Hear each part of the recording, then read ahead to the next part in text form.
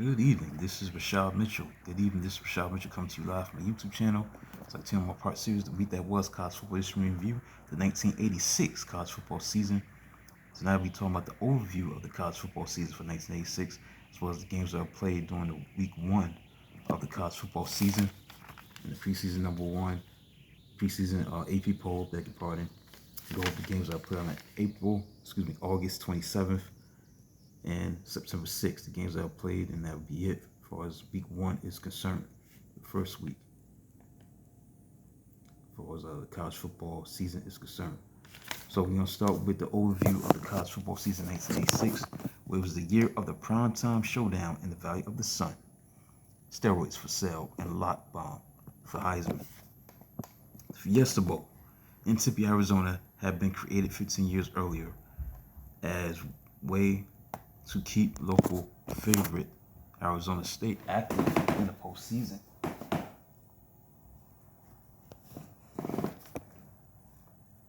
So the upstart Fiesta Bowl stunned the college football world in 1986 by securing the top two teams, Miami and Penn State, for a de facto national championship game. The contest was moved for a primetime national championship game. The championship game contest was for primetime television as a standalone game on January 2nd. So in many ways, the concept for the Bowl Championship Series more than 10 years in the future was born with the Fiesta Bowl coup, made possible by two circumstances. Neither team was in a conference tied to a traditional New Year's Day bowl, so that independents allowed each to shop around. Secondly, the Fiesta, located in Arizona's fastest growing Valley of the Sun, was able to provide a record $2.4 million purse to each school. So the matchup would be the first in a postseason bowl of unbeaten number one and number two teams since Oklahoma and Maryland met in the 1956 Orange Bowl, and the first that left New Year's Day traditional powers like the Cotton, Sugar, Orange, and Rose Bowls out of the title picture. Now, the Hurricanes of Miami were big favorites in the Fiesta after knocking off then number one defending champion Oklahoma on September 27th. Also, Miami's outlaw reputation was firmly secured during the season as four star players were caught driving expensive cars leased by a pro agent. 34 players were caught using an illegal telephone access card for more than $5,000 worth of calls. Running back Melvin Bratton was arrested for shoplifting. Leading tackler linebacker George Myra Jr.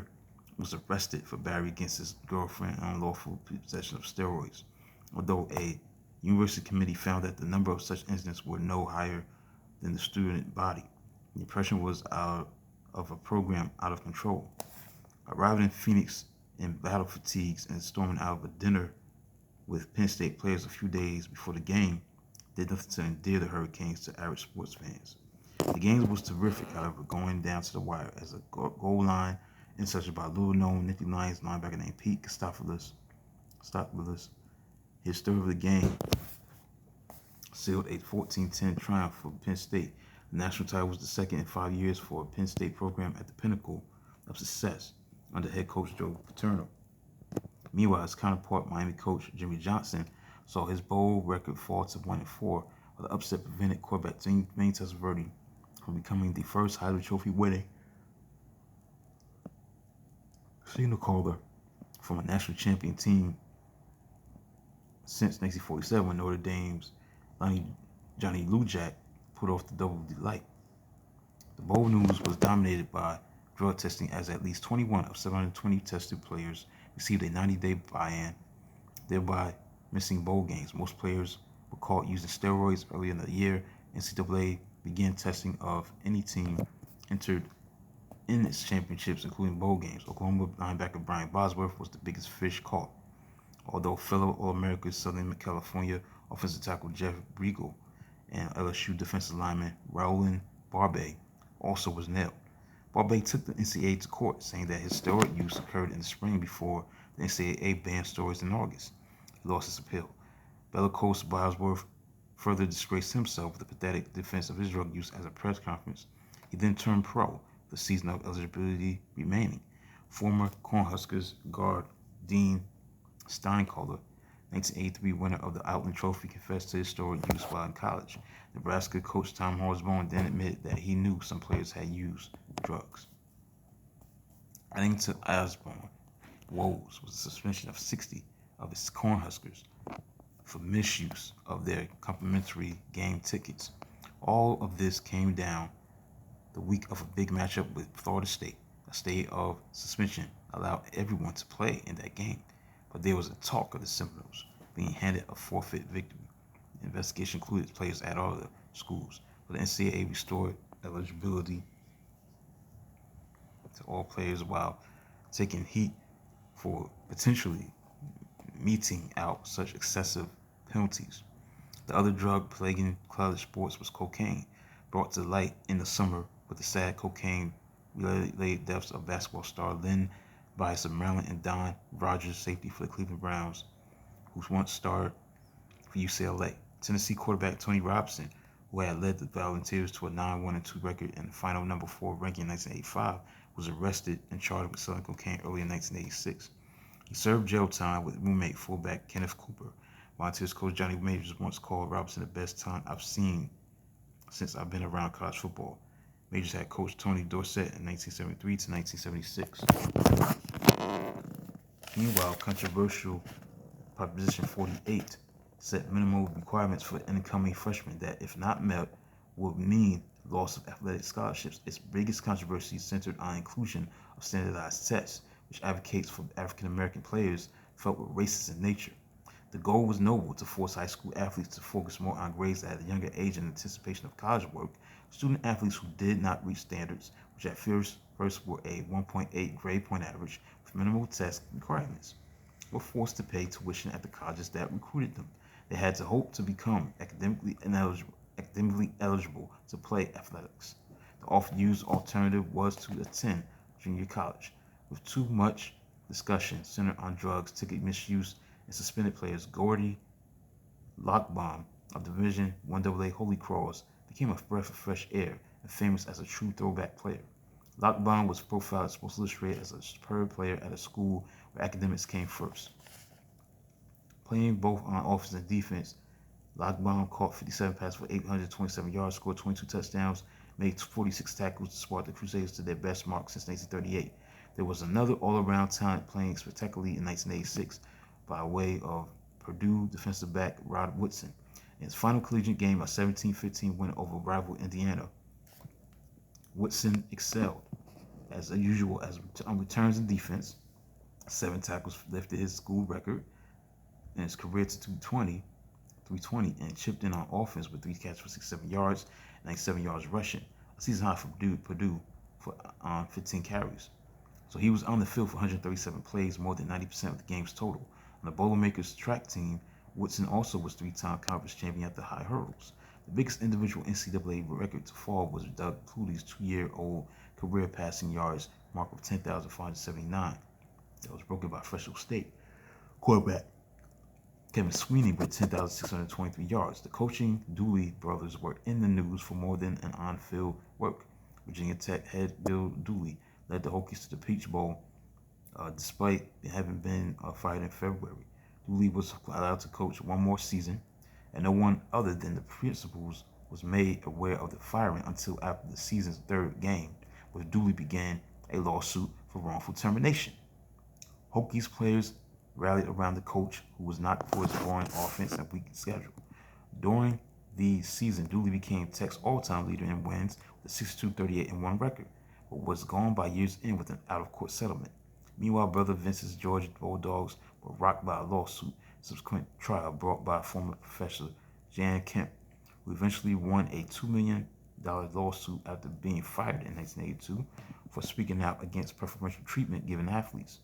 Of course, no program had it tougher than Southern Methodist. Linebacker David Stanley, who dropped out in December of 1985, admitted he received $750 a month in payments that continued after NCAA sanctions had been applied to SMU for improper recruiting. He stated that he was paid $25,000 to sign with the Mustangs. Paying players was a second offense, and and resulted in the famous death penalty. By year's end, coach Bobby Collins, athletic director Bob Hitch, and school president L. Donald Shields all resigned. Major conference members that had not been penalized by the NCAA since 1952 made up a rather short list.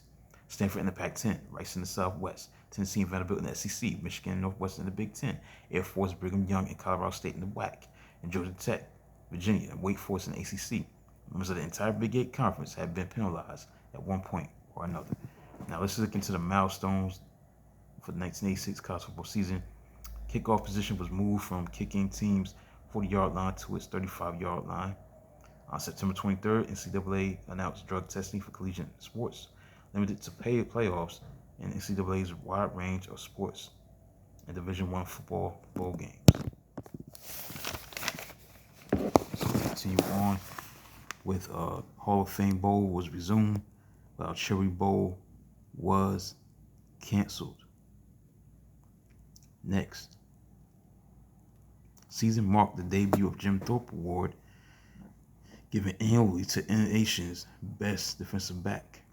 Now, the longest winning streaks entering the college football season of 1986, it was a tie for the 8-game winning streak between Fresno State and Oklahoma, and a tie for the 6-game winning streak between Tennessee and Texas A&M. The coaching changes that took place for 1986, for the incoming coaches, you had Akron, Jerry Faust, Bowling Green, Mo Enke, Kansas, Bob Valcente, Kansas State, Stan Parrish, Kent State, Glenn Mason, Charlie Bailey, Memphis State, John Gutekunst, Minnesota, Mississippi State, Rocky Felker, Dick Sheridan, North Carolina State, Francis P., Northwestern, Notre Dame, Lou Holtz, Mike Gottfried, Pittsburgh, Rice, Jerry Burnt, San Diego State, Denny Stoltz, Watson Brown, Vanderbilt, and Wisconsin, Jim Hills.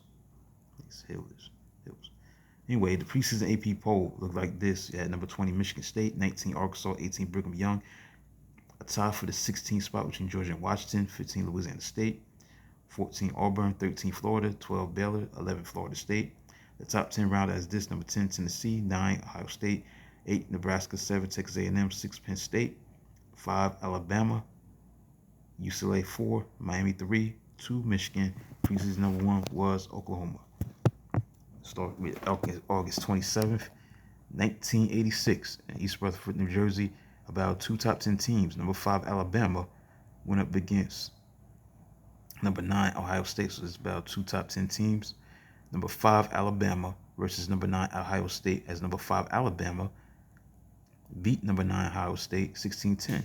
Ohio State had taken late rally, fell in losing kickoff classic that was anything but classic, with neither team looking sharp. On strength for 3 completion and 2 pass interferences calls on Alabama linebacker Derek Thomas, quarterback Jim Costados marched Buckeyes to Bama 18-yard line. He then threw high into end zone on final pass to wide receiver Chris Carter, who was unable to come down with it. So after turnovers on 3 straight third quarter possessions, Crimson Tide scored 10 straight points in the fourth quarter to grab lead, with winning touchdown coming on a 3-yard pass for a touchdown from quarterback Mike Shula to wide receiver Albert Bell. Alabama later added 28-yard kicker Van Tiffin field goal, third of game's key play was Buckeyes fullback Joe Cooper's fumble at Alabama's 9-yard line, with Iowa State ahead 10-6 in third quarter. Now Ohio State linebacker Chris Spielman had 16 tackles in a losing effort. Let's get into September 6th. There were a few games that were played. This had to be obviously week 1 of the college football season for 1986, September 6th. You had Rutgers beating Boston College 11-9. It was looking bad early for Rutgers as quarterback Joe Gagliardi was sacked 3 times in the first quarter. Defense was forced to stop numerous Boston College scoring chances, but Boston College missed 2 field goals and was held on downs at 11-yard line. Rutgers' offense was made sufficient with their adjustments to march 80 yards in second quarter to 4-yard touchdown pass to Henry Henderson, the halfback. Knights then went for 2 points. Surprising Eagles was snapped to fullback Kurt Stevens, who waltzed into end zone. Kicker Doug Giesler added 23-yard field goal in third quarter to push leads 11-0. Eagles scored on outplay as Rutgers linebacker Tyrone Stowe nailed Boston College quarterback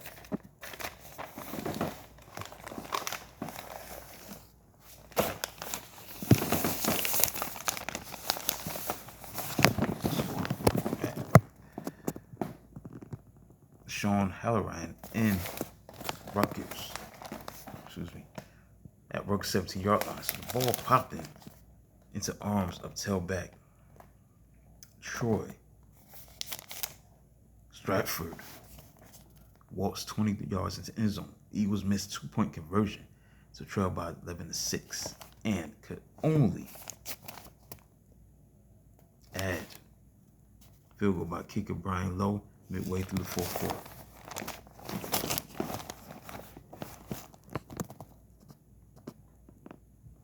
Number 3, Miami beat Florida. Number 13 team in the country. Number 3, Miami beat number 13 Florida 23-15. And snapping Florida's 21-game home winning streak. Miami defense held quarterback Kerwin Bell to 137 yards passing and sacking him 6 times.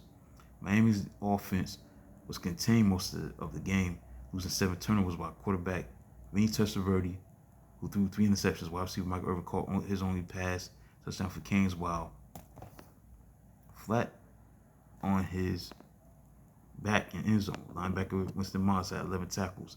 Meanwhile, Daniel Stubbs, the defensive end, had 2.5 sacks shown for Miami. While Gators defensive back Jarvis Williams sparked with 2 interceptions, a sack, and a fumble recovery, and a hit on halfback Melvin Bratton that broke up pass.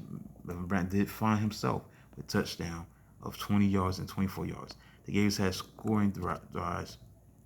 scoring drives in the first half, but all ended with field goals by kicker Jeff Dawson for 9-7 lead. Florida lost quartet of the second half fumbles to blow a 15-9 lead. Next, you got Oklahoma, the number 1 team in the country, battled 2 top 4 teams. Oklahoma, number 1 team in the country, beat number 4 UCLA by a score of 38-3. Sooners were in midseason form, administering Bruins' opening game loss.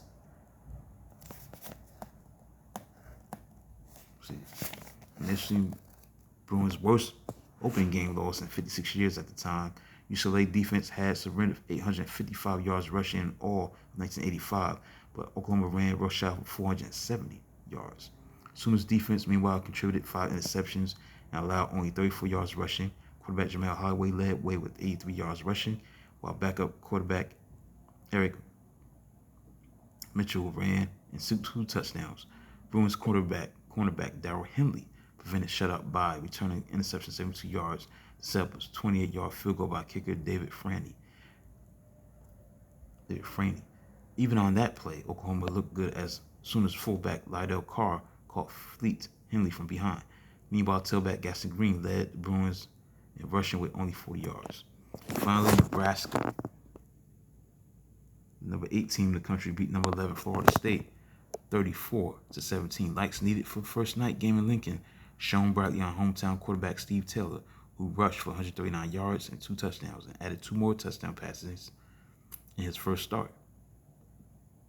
Taylor threw a 12-yard touchdown pass to tight end Todd Milliken and 46-yard touchdown pass to wingback Von Shepard to cap consecutive third quarter possessions that reversed momentum after Seminoles had a 14-team lead at halftime. Huskers defense, meanwhile, then held FSU to -2 yards throughout the second half, finishing with 24-8 advantage in first downs.